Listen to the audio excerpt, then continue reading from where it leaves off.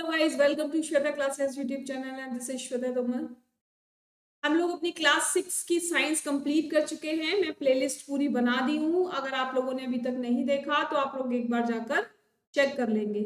ठीक है, पूरी की पूरी प्लेलिस्ट है। चैप्टर 1 से लेकर चैप्टर 16 तक सभी चैप्टर्स की फुल एक्सप्लेनेशन है और उम्मीद करती हूँ कि मेरी एक्सप्लेनेशन देखने के बाद आप लोगों को चैप्टर इजी लगने लगेंगे और क्वेश्चन आंसर आप अपने आप से कर पाएंगे ना। और आज हम क्या करने वाले हैं, आज से हम स्टार्ट करने वाले हैं क्लास 7 की साइंस जो एनसीईआरटी बेस्ड ही होगी और चैप्टर नंबर 1 है न्यूट्रिशन इन प्लांट्स। क्लियर? इस चैप्टर को हम 3 पार्ट्स में डिवाइड कर रहे हैं, यानी फर्स्ट पार्ट आज करेंगे, सेकेंड पार्ट कल कर लेंगे और थर्ड पार्ट हम नेक्स्ट डे करेंगे, है ना। तो आज बिल्कुल स्टार्टिंग टू लास्ट मेरे साथ बने रहिए और चैप्टर की एक्सप्लेनेशन बहुत आराम से देखते रहिए। और एक्सप्लेनेशन देखने के बाद सभी लोग कमेंट करके ये बताएंगे कि आपको एक्सप्लेनेशन कैसी लगी, how you like the explanation और नॉट। नहीं लगी तो वो भी बताइए कि रीजन क्या था। देखते हैं, फिर हम अपने आप को थोड़ा सा चेंज करने की कोशिश करेंगे ताकि आप लोगों को बातें समझ में आए, चीजें समझ में आए। ठीक है, तो चलो स्टार्ट करते हैं। आज से हम स्टार्ट कर रहे हैं क्लास 7 की साइंस। चैप्टर 1 है न्यूट्रिशन इन प्लांट्स। न्यूट्रिएंट्स क्या होते हैं? न्यूट्रिएंट्स सबको मालूम है, क्लास 6 में भी हमने पढ़ा था कि जो भी हेल्दी फूड हम खाते हैं ना, जो भी हेल्दी फूड हम खाते हैं वो सब हमारा न्यूट्रिएंट है ना। लेकिन ऐसे फूड जो हम खाते हैं, जंक फूड, जैसे बर्गर हो गया, पिज्जा हो गया, कुरकुरे चिप्स हो गए, ये क्या है? Are these healthy foods? No, these are not healthy foods, है ना। तो हमें हेल्दी फूड खाना चाहिए, न्यूट्रिशन से भरपूर फूड खाना चाहिए।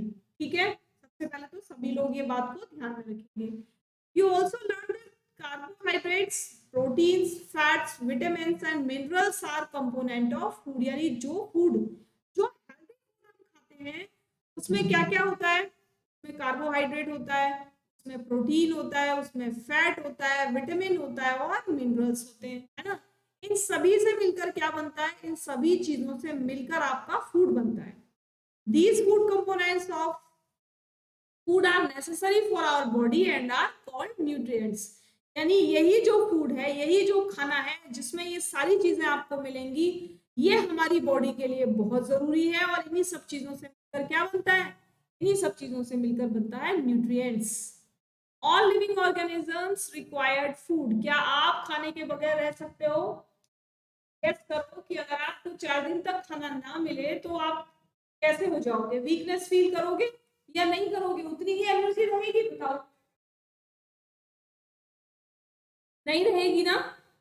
तो खाना सबके लिए जरूरी है, चाहे कोई छोटा हो चाहे कोई बड़ा हो, है ना। सबको अपनी बॉडी के रिक्वायरमेंट के हिसाब से खाना चाहिए।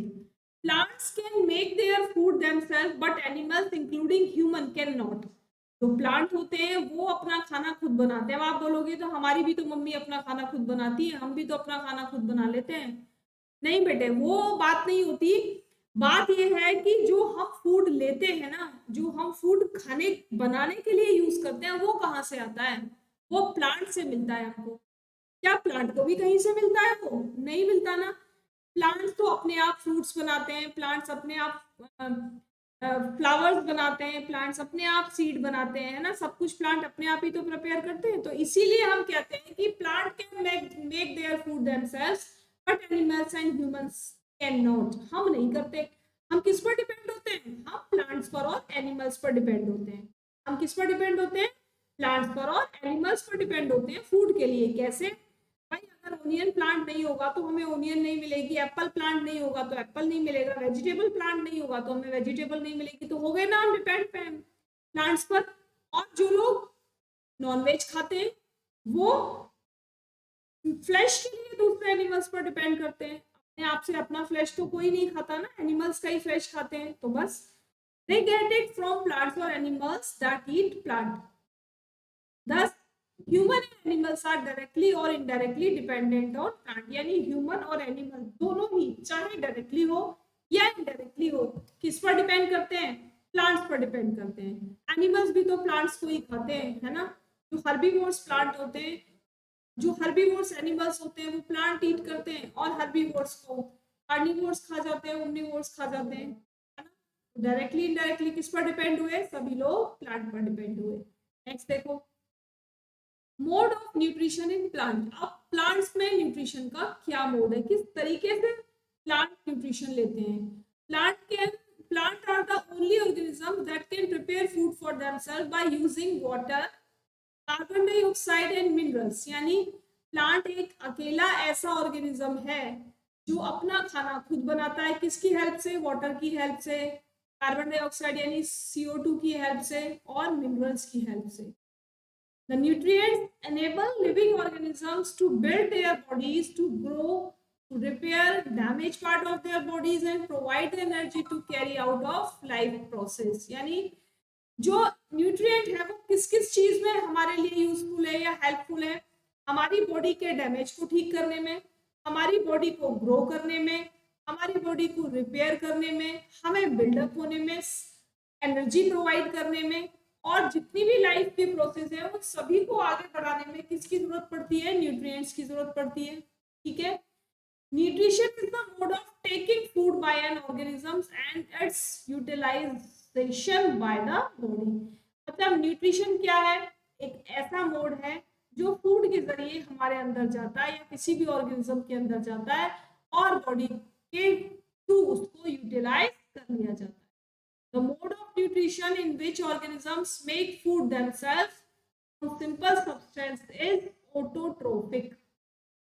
यानी क्या बोल रहे हैं यहाँ पर, द मोड ऑफ न्यूट्रिशन यानी वो न्यूट्रिशन का mode in which organisms make food themselves, जिसमें ऑर्गेनिज्म अपना खाना खुद बनाते हैं किसी सिंपल सब्सटेंस में, है ना, फ्रॉम सिंपल सब्सटेंसेस, किसी भी सिंपल सब्सटेंस से। ऐसे एनिमल्स को या ऐसे प्लांट्स को हम क्या कहते हैं, ऐसे प्लांट्स को हम कहते हैं ऑटोट्रोपिक, जो अपना खाना खुद बनाते हैं उनको हम कहते हैं ऑटोट्रोपिक। ठीक है, ऑटो मतलब सेल्फ, ट्रोप्स मतलब नरिशमेंट, यानी अपना नरिशमेंट खुद तैयार कर लिया। ठीक है, उसको हम क्या बोलेंगे, autotrophic nutrition. Therefore plants are called autotrophs, और प्लांट को क्या बोलेंगे, ऑटोट्रोप्स बोलेंगे। यानी ऐसे न्यूट्रिशन को जो प्लांट द्वारा खुद बनाया जाता है ऑटोट्रोपिक न्यूट्रिशन, और ऐसे प्लांट्स को जो अपना खाना खुद बनाते हैं उनको हम बोलते हैं autotrophs. Animals and most other organisms that take in ready-made made food prepared by the plant। मतलब हम लोग और एनिमल्स वो खाने को खाने के लिए बिल्कुल रेडी लेते हैं जो प्लांट्स ने अपने लिए तैयार किया या प्लांट्स ने हमारे लिए तैयार किया। They are called heterotrophs. और ऐसे एनिमल्स या ऐसे ह्यूमंस जो प्लांट से अपना फूड लेते हैं उनको क्या बोलते हैं, हेटेरोट्रोप्स बोलते हैं। और हेटेरोस का मतलब होता है अदर, यानी दूसरों से हेल्प लेना किसी भी काम के लिए। ठीक है, now we make ask where the food factories of plant are located. अब हम ये पूछना चाहते हैं, और आप लोगों को मैं ये क्लास 6 में बहुत क्लियरली बता चुकी हूँ कि प्लांट की फूड फैक्ट्री किसे कहते हैं, या what is the name of plants kitchen. Plants का जो खाना होता है वो कहाँ बनता है, आप बताएंगे मुझे कमेंट करके। whether food is made in all parts of a plant or only in certain parts। क्या खाना फूड के हर प्लांट के हर पार्ट पे बनता है या केवल कुछ पर्टिकुलरली पार्ट्स में बनता है। How do plants obtain the raw material from the surroundings। Plant अपने चारों तरफ से रॉ मटेरियल को कैसे कलेक्ट करते हैं। How do they transport them to the food factories of the plant। और वो कैसे फूड फैक्ट्री तक उस खाने को पहुंचाते हैं। जैसे हम अपना रॉ मटेरियल कहाँ से लेंगे, मार्केट जाएंगे, शॉप पर जाएंगे, कहीं तो जाएंगे ना। ऐसे ही प्लांट कहाँ से लेते हैं, और हम फिर क्या करते हैं, भाई हमारे घर में अगर कोई सर्वेंट काम कर रहा है तो वो सामान खरीद कर हम सर्वेंट को दे देते हैं। अगर मम्मी काम कर रही होती है तो वो सारा मटेरियल या रॉ मटेरियल हम परचेज करके वहाँ पहुंचा देते हैं, किचन में मम्मी के पास पहुंचा देते हैं, है ना। तो ऐसे ही प्लांट कहाँ पर पहुंचाते हैं, कहाँ से लेते हैं और कहाँ पहुंचाते हैं। अब यहाँ देख लो, एक छोटी सी चीज है सेल। आगे की क्लास में बहुत डिटेल में पढ़ेंगे, या आगे चैप्टर है इसमें वहां भी हम डिटेल में पढ़ेंगे। ठीक है, you have seen that buildings are made up of bricks. आपने देखा होगा कि जो बिल्डिंग्स होती है वो किसकी बनी हुई होती है, छोटी छोटी ईंटों की बनी हुई होती है। इस तरीके से ईंटों से बनी हुई बिल्डिंग होती है। ठीक है, सेम हमारी जो बॉडी है वो इसी तरीके से सेल से बनी हुई होती है। ठीक है, और ये जो सेल्स होते हैं ना वो बहुत छोटे छोटे छोटे छोटे होते हैं, बहुत छोटे छोटे होते हैं, जिनको हम नेकेड आई से नहीं देख सकते। इनको हमें देखने के लिए किसकी जरूरत पड़ती है? इसको देखने के लिए हमें माइक्रोस्कोप की जरूरत पड़ती है। ठीक है, सब organisms are made up of only one cell, यानी जितने भी कॉर्डेट्स हैं, कॉर्डेट्स मतलब लाइक ह्यूमन बींग्स जो अपने बच्चों को खुद फीड कराते हैं, वो तो बहुत सारे सेल से मिलकर बनती है उनकी बॉडी। और जो टाइनी एनिमल्स होते हैं, जो माइक्रोस्कोपिक एनिमल्स होते हैं, वो ऐसे एनिमल्स होते हैं जिनकी जो बॉडी होती है केवल वन सेल से बनी होती है। होल लाइफ उनके अंदर एक ही सेल होता है। अब ये जो सेल है ना, इसमें क्या क्या होता है? इसमें न्यूक्लियस होगा, ये जो लिक्विड आपको दिखाई दे रहा है इसको साइटोप्लाज्म बोलते हैं, और इसके चारों तरफ की वॉल को क्या कहते हैं? सेल मेम्ब्रेन कहते हैं। ठीक है, the cell is enclosed by a thin outer boundary called the cell membrane। जो सेल होता है वो बाहर की साइड से किससे बंद होता है? सेल मेम्ब्रेन से। Most cells have a distinct centrally located spherical structure called the nucleus। Cell के बीच में एक स्फेरिकल स्ट्रक्चर होता है जिसको हम क्या कहते हैं? जिसको हम कहते हैं nucleus. The nucleus is surrounded by a jelly-like substance called cytoplasm। यानी जो न्यूक्लियस है, ये न्यूक्लियस के चारों तरफ जो जेली लाइक सब्सटेंस होता है, इसको क्या कहते हैं? इस सब्सटेंस को हम कहते हैं साइटोप्लाज्म। ठीक है, तो सेल के बारे में इतना पता चला। डिटेल में हम इसके चैप्टर में ही इसको क्लियर करेंगे। ठीक है, इतना आपके लिए काफी है कि जो हमारी बॉडी है वो बहुत सारे सेल से मिलकर बनी हुई है। जो टाइनी एनिमल्स होते हैं या जो माइक्रोस्कोपिक एनिमल्स होते हैं, उनकी जो बॉडी होती है केवल वन साइड होती है। ठीक है, फोटोसिंथेसिस। फोटोसिंथेसिस क्या है? पढ़ा था फोटोसिंथेसिस क्लास 6 में, हमने पढ़ा food making process in plant. ऐसी प्रोसेस जिससे प्लांट अपना खाना खुद बना लेते हैं, उसको हम कहते हैं फोटोसिंथेसिस, है ना। Leaves are the food factories of plant. Answer मिल गया, अभी अभी कोई क्वेश्चन पूछा था उसका आंसर मिल गया। Leaves are the food factory of the plant, या leaves are the kitchen of plant. The synthesis of food and plant occurs in leaf, यानी जो भी सिंथेसिस होती है खाना बनाने की प्लांट में, वो कहाँ होती है? वो लीव्स में होती है। Therefore, all the raw material must reach there। सारा जितना रॉ मटेरियल प्लांट इकट्ठा करेगा कहीं से भी, सब कहाँ पहुंचा देगा? वो अपनी किचन में पहुंचा देगा, क्योंकि खाना तो किचन में ही बनता है। Water and minerals present in the soil are absorbed by the roots and transported to the leaves। जो वाटर है और जो मिनरल है वो कहाँ प्रेजेंट होते हैं?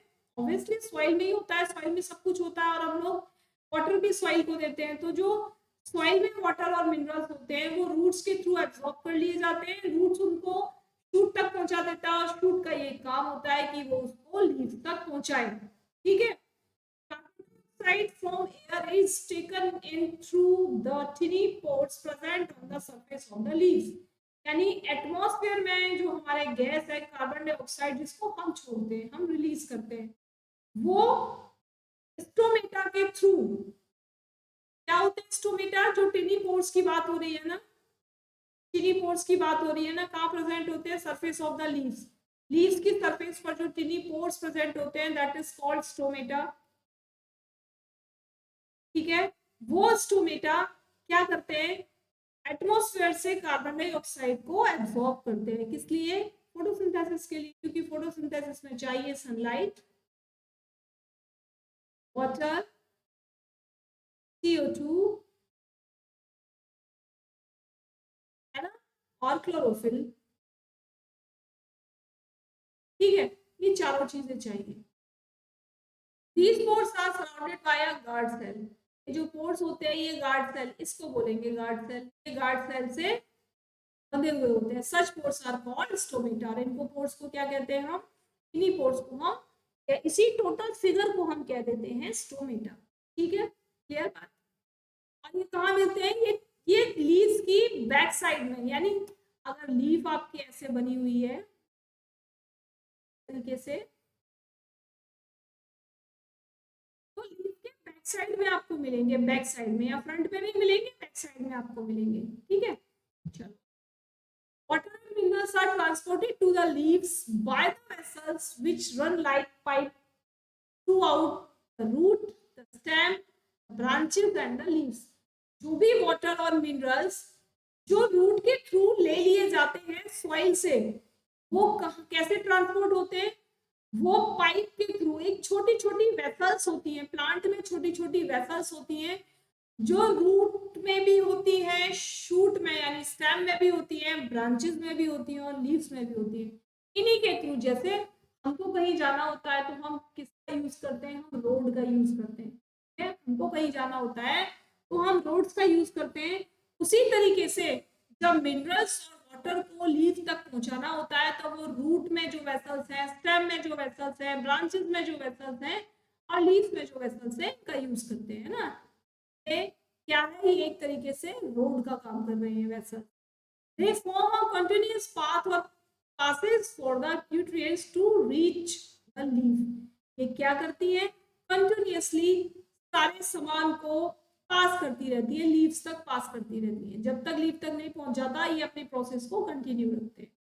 अब दो चीजें आपके सामने है, फ्लोएम और जाइलम। सबसे पहले तो याद रखोगे ये कहाँ मिलते हैं। देखो जाइलम, जाइलम से याद रखना कहाँ मिलते हैं, ये जड़, जड़ को क्या बोलते हैं, रूट, ठीक है? और ये लेते क्या है, ये लेते हैं वाटर, ठीक है? क्या लेते हैं, वाटर प्लस मिनरल्स, कहाँ से, सॉइल से, ठीक है? इतनी बात समझ में आ गई। ये जो जाइलम है ये रूट में प्रेजेंट होता है और सॉइल से जितने भी वाटर और मिनरल्स होते हैं उनको सबको सक कर लेता है और कहाँ पहुंचा देता है, ये पहुंचा देता है आपके फ्लोएम में। कहाँ, फ्लोएम में पहुंचा देता है, ठीक है? अब फ्लोएम का क्या काम होता है, फ्लोएम का ये काम होता है कि इस जो भी मटेरियल उसको जाइलम ने दिया है उसको वेसल्स के थ्रू कहाँ पहुंचा दे, लीव्स में पहुंचा दे, और उसके बाद जब लीव्स खाना बना लेंगी तो उस खाने को कहाँ पहुंचा दे, प्लांट के हर पार्ट में पहुंचा दे, ठीक है? समझ में आया कि फ्लोएम और जाइलम क्या काम आते हैं, क्या काम करते हैं। जाइलम मतलब जल, यानी वाटर और मिनरल्स को सॉइल से सक करना, कहाँ पहुंचा देना, स्टेम में। स्टेम में क्या प्रेजेंट होता है, फ्लोएम। फ्लोएम क्या करता है, इसको आगे ट्रांसपोर्ट कर देता है लीव्स तक, लीव्स से जो खाना मिलता है उसको प्लांट की पूरी बॉडी में ट्रांसपोर्ट कर देता है, ठीक है? The material in a plant containing very small tubes that carry sugar and other substances down from the leaves. Xylem, the material in plants that carries water and food upward from the root. ठीक है, समझ में आएंगे दोनों का मतलब। अब आगे देखो, chloroplast, the part of a green plant cell that contain chlorophyll and in which photosynthesis takes place। यानी जो प्लांट ग्रीन होता है, जो लीव्स ग्रीन होती है वो क्यों होती है, वो क्लोरोप्लास्ट की वजह से ग्रीन होती है। यानी जिस प्लांट में क्लोरोप्लास्ट मिलेगा, जिस प्लांट में क्लोरोप्लास्ट मिलेगा वो ग्रीन कलर की लीव्स होंगी, ग्रीन कलर की उनकी स्टेम होगी, और तभी वो क्या बना पाएंगी, तभी वो फूड प्रोसेस कर पाएंगी, फूड मेकिंग प्रोसेस कंप्लीट कर पाएंगे, ठीक है? अब ये जो क्लोरोप्लास्ट है ये कितने पार्ट का होता है, यानी आपके जो प्लांट में क्लोरोप्लास्ट है वो तीन तरीके का होगा। एक होता है क्लोरोप्लास्ट, एक होता है ल्यूकोप्लास्ट, ल्यूकोप्लास्ट, और एक क्या कहते हैं, क्लोरोप्लास्ट, ल्यूकोप्लास्ट, और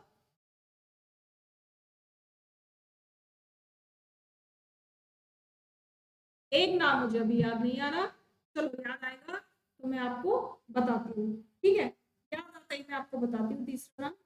तो जब तक आगे कंटिन्यू करते हैं, the part of green plant cell that contain chlorophyll and in which photosynthesis take place। यानी जब कोई भी प्लांट में क्लोरोफिल होगा तभी वो प्लांट क्या कर पाएगा, फोटोसिंथेसिस कर पाएगा, अदरवाइज वो प्लांट फोटोसिंथेसिस नहीं कर सकता, ठीक है? ध्यान रखोगे इस बात को।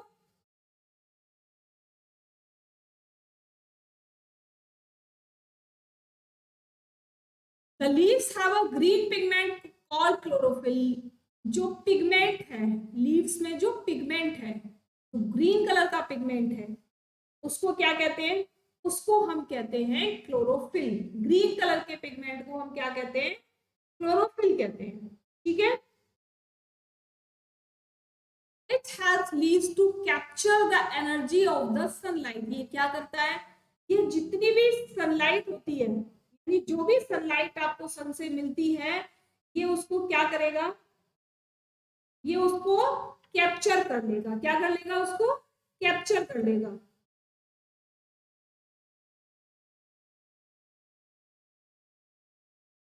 It helps it to capture the energy of the sunlight. This energy is used to synthesize या prepare food from carbon dioxide and water. और यही एनर्जी यूज होती है जब कार्बन डाइऑक्साइड और वाटर की हेल्प से फोटोसिंथेसिस होती है।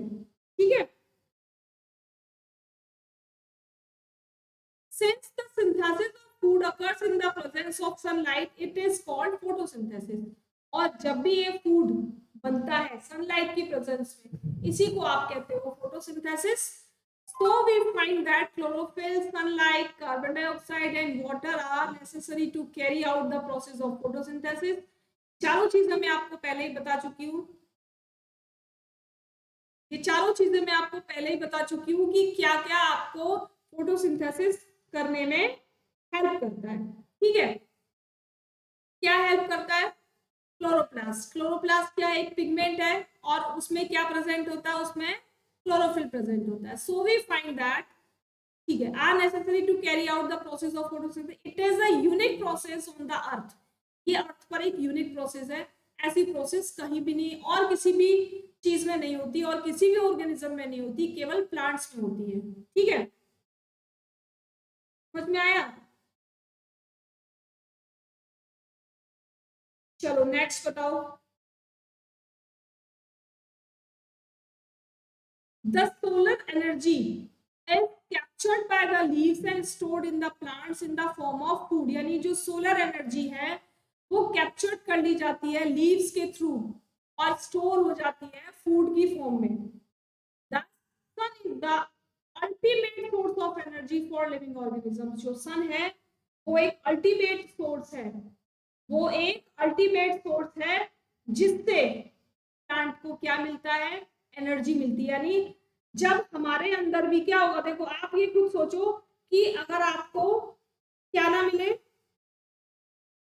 अगर आपको सनलाइट ना मिले, तब आप क्या एनर्जी फील कर पाओगे, एनर्जी फील नहीं कर पाओगे ना।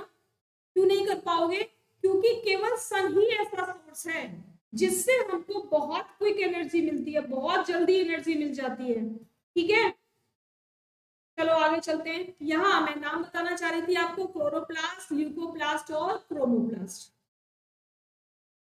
ठीक है, ये तीसरा नाम था, क्लोरोप्लास्ट, ल्यूकोप्लास्ट और क्रोमोप्लास्ट। क्लोरोप्लास्ट क्या है, ग्रीन पिगमेंट। ल्यूकोप्लास्ट क्या है, जिन चीजों में कोई कलर नहीं होता, कलरलेस, है ना, जैसे कैरेट हो गया या कोई भी ऐसी कलरलेस वेजिटेबल हो गई, उनमें क्या प्रेजेंट होता है, ल्यूकोप्लास्ट। और क्रोमोप्लास्ट क्या होता है, कलरफुल। यानी जब किसी भी फ्रूट में, किसी भी फ्लावर में आपको कलर नजर आए तो उसमें क्या प्रेजेंट होगा, उसमें क्लोरोप्लास्ट प्रेजेंट होगा, except green colour. Green colour को छोड़कर जो चीजें आपको रेड दिखाई देती है, फ्लावर्स आपको पिंक, येलो, पर्पल ये सब दिखाई देते हैं ना, इसमें तो क्या प्रेजेंट होता है, उन सब में क्रोमोप्लास्ट प्रेजेंट होता है। ठीक है, कभी कभी माइंड से थोड़ा बहुत स्लिप हो जाता है, ऐसा नहीं है। चलिए चलते हैं आगे, कल करेंगे अब। ठीक है, इतना हम लोगों ने आज पढ़ लिया, इसको आप एक बार अपनी बुक से रीड करके जरूर देखेंगे, क्योंकि जब आप यहाँ एक बार वीडियो देखने के बाद, लेक्चर सुनने के बाद, जब बुक से अपने आप से रीड करते हो तो बहुत सारी चीजें ऐसी होती हैं जो न्यू होती हैं और दोनों को मिक्सअप करके हमें अच्छे से समझ में आ जाता है। और सभी लोग मुझे फिर कमेंट करके बताएंगे कि मेरा ये सेशन आपको कैसा लगा। अच्छा लगा है तो सभी लोग लाइक करेंगे, शेयर करेंगे, और जो लोग आज फर्स्ट टाइम देख रहे हैं वो सब्सक्राइब कर लेंगे। इससे पहले भी मैं मैथ्स की सारी क्लासेस आपको दे चुकी हूँ, क्लास 5, 6, 7, 8, है ना, और क्लास 6 की एनसीईआरटी साइंस भी फिनिश हो चुकी है। प्लेलिस्ट सभी की बनी हुई है, और मैं अब जो आपके लिए वीडियो डाल रही हूँ, मैथ्स की वीडियो इस टाइम में आपके लिए डालती हूँ जो सभी क्लास के लिए हेल्पफुल है।